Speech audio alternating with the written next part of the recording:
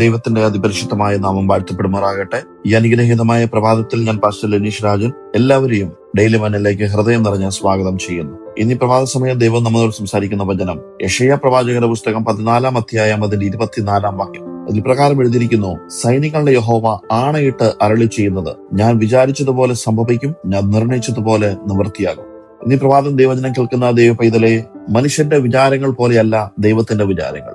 മനുഷ്യൻ വിചാരിക്കുന്നത് നടപ്പിലാക്കുവാൻ വേണ്ടി സാഹചര്യങ്ങൾ അവന് അനുകൂലമായിരിക്കണം, അതിനു വേണ്ട വിഭവശേഷികൾ അവനുണ്ടായിരിക്കണം. എന്നാൽ ദൈവത്തെ സംബന്ധിച്ചിടത്തോളം തന്റെ വിചാരങ്ങൾ നടപ്പിലാക്കുവാൻ സാഹചര്യങ്ങളുടെ ആനുകൂല്യമോ വിഭവശേഷികളുടെ സോഴ്സുകളോ ആവശ്യമില്ല.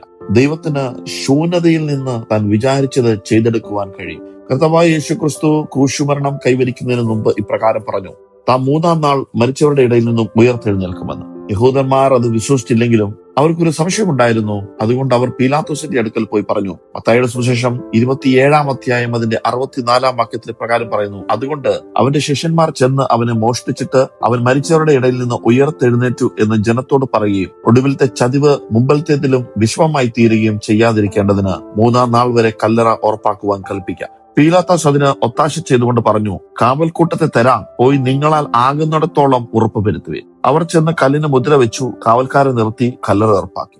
പക്ഷേ ഇന്ന് ഈ പ്രഭാതം കേൾക്കുന്ന ദൈവപൈതലെ, മനുഷ്യർ മുദ്ര വെച്ച കല്ലറയെ സ്വർഗം തുറന്നു. റോമൻ സാമ്രാജ്യത്തിന്റെ മുദ്രകൾ എന്ത് ചെയ്തു? ദൈവം പൊട്ടിച്ചു കളഞ്ഞു. മരണം തോറ്റുപോയി. യേശുക്രിസ്തു ഉയർത്തെഴുന്നേറ്റു. കാരണം ദൈവം വിചാരിച്ചതുപോലെ സംഭവിക്കും, ദൈവം നിർണയിച്ചതുപോലെ നിവൃത്തിയാകും. ഇന്ന് ഈ പ്രഭാത സമയം 2026 ഈ 5-ാം മാസത്തിന്റെ 26-ാം തീയതി ഈ വചനം കേൾക്കുന്ന ദൈവ പൈതലെ, നിങ്ങളുടെ അനുഗ്രഹത്തെ തടയുവാൻ ശ്രമിച്ച ശക്തികൾ തകർന്നു പോകുവാനിടയായിത്തീരും. അടഞ്ഞ വാതിലുകൾ തുറക്കപ്പെടും. മനുഷ്യർ അസാധ്യമെന്ന് പറഞ്ഞ കാര്യങ്ങൾ ദൈവം സാധ്യമാക്കി തരും. നിന്റെ ജീവിതത്തിൽ ദൈവം അരുളി ചെയ്ത വാക്കുകൾ ഒന്നും തന്നെ നിലത്ത് വീഴുകയില്ല, അത് നിവൃത്തി തന്നെ ആകുകയും ചെയ്യും. ദൈവം എന്താണോ തീരുമാനിച്ചത്, ആ തീരുമാനിച്ച കാര്യം മാറ്റുവാൻ ലോകത്തിലെ ഒരു ശക്തിക്കും കഴിയത്തില്ല.